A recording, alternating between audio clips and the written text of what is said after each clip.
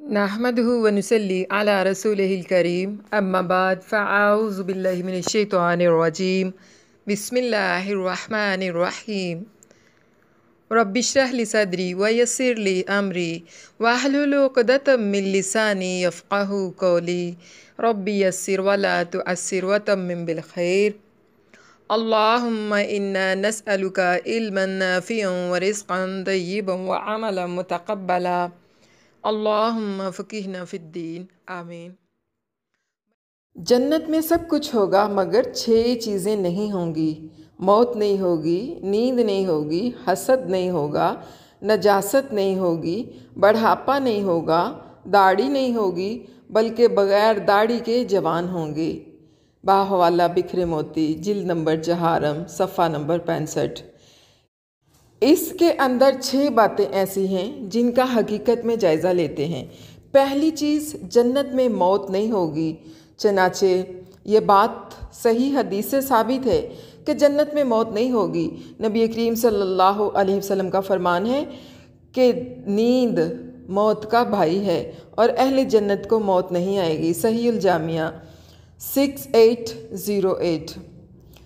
یہ بات صحیح ہے، ان کی روایت سے بھی ثابت ہے۔ بخاری شریف کی حدیث دیکھیے، حضرت عبداللہ بن عمر رضی اللہ عنہما نے بیان کیا کہ رسول اللہ صلی اللہ علیہ وسلم نے فرمایا، جب اہل جنت جنت میں چلے جائیں گے اور اہل دوزخ دوزخ میں چلے جائیں گے تو موت کو لایا جائے گا اور اسے جنت اور دوزخ کے درمیان رکھ کر ذبح کر دیا جائے گا۔ پھر ایک آواز دینے والا آواز دے گا، اے جنت والو تمہیں اب موت نہیں آئے گی، اور اے دوزخ والو تمہیں بھی اب موت نہیں آئے گی۔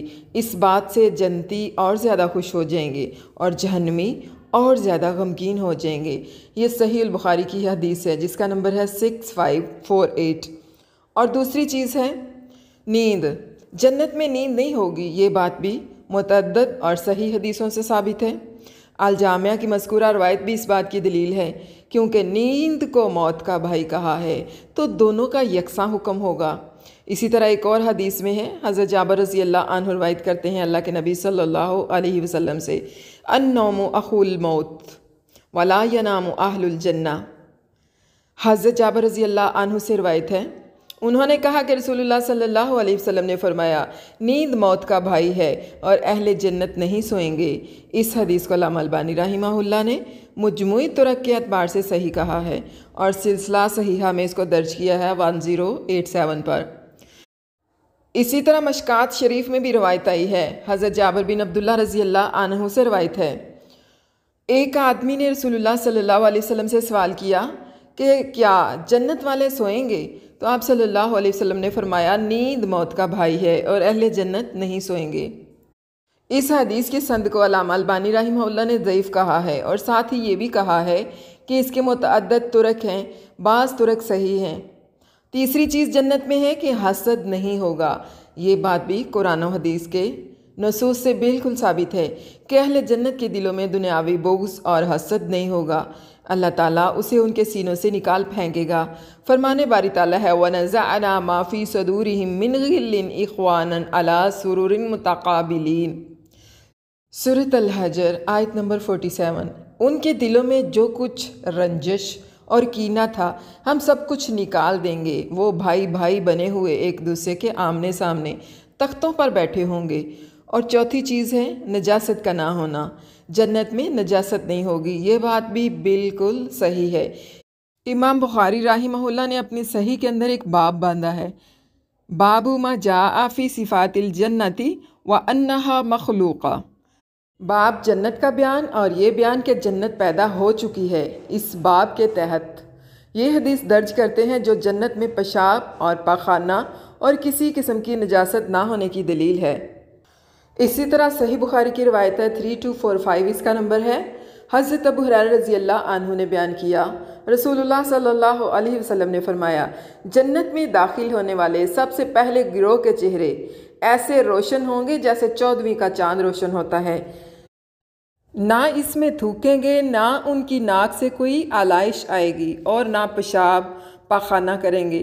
ان کے برتن سونے کے ہوں گے، کنگھے سونے چاندی کے ہوں گے، انگیٹھیوں کا ایندھن عود کا ہوگا، پسینہ مشک جیسا خوشبودار ہوگا، اور ہر شخص کی 2 بیویاں ہوں گی جن کا حسن ایسا ہوگا کہ پنڈلیوں کا گودا گوشت کے اوپر سے دکھائی دے گا۔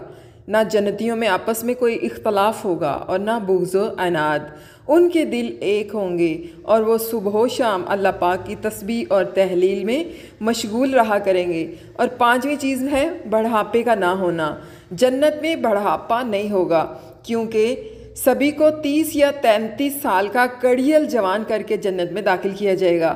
حضرت معاذ بن جبل رضی اللہ عنہ سے روایت ہے کہ رسول کریم صلی اللہ علیہ وسلم نے فرمایا، صحیح الترمذی کی روایت ہے، 2545 اس کا نمبر ہے، جنتی جنت میں اس حال میں داخل ہوں گے کہ ان کے جسم پر بال نہیں ہوں گے، وہ مرد ہوں گے، سرمگی آنکھوں والے ہوں گے اور 30 یا 33 سال کے ہوں گے۔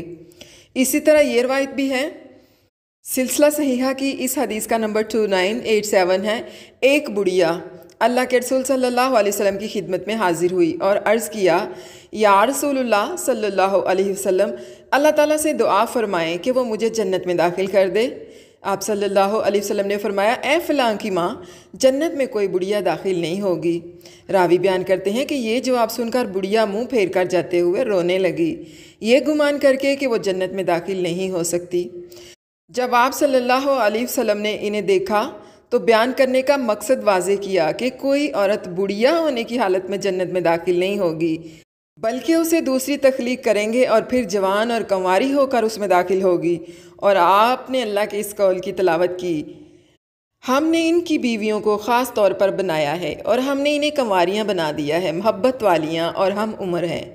اور 6ٹھی چیز ہے جنت میں داڑھی نہیں ہوگی۔ یہ بات بھی صحیح ہے تاکہ جنتیوں کے حسن و جمال میں مزید خوبصورتی پیدا ہو جائے۔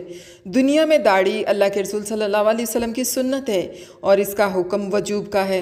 جو دنیا میں رسول اللہ صلی اللہ علیہ وسلم کے اس واجبی حکم پر عمل کرے گا اور صحیح ایمان والا ہوگا تو اللہ کی رحمت سے جنت میں داخل ہوگا اور وہاں اسے جوان بنا دیا جائے گا، اس طرح کہ جسم اور چہرے سے بال ہٹا دیے جائیں گے۔ اس کی دلیل بڑھاپا کے تحت گزری ترمذی کی روایت ہے جس میں خاص لفظ مردہ آیا ہے جو بلا ریش کے لیے استعمال ہوتا ہے۔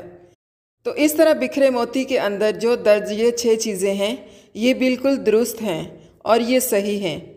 سبحان ربک رب العزت عما یصفون وسلام علی المرسلین والحمد للہ رب العالمین۔ رب اغفر وارحم وانت خیر الراحمین وصلی اللہ وسلم وبارک علی نبینا محمد وعلی آلہ واصحابہ اجمعین، آمین ثم آمین یا رب العالمین۔ السلام علیکم ورحمۃ اللہ وبرکاتہ۔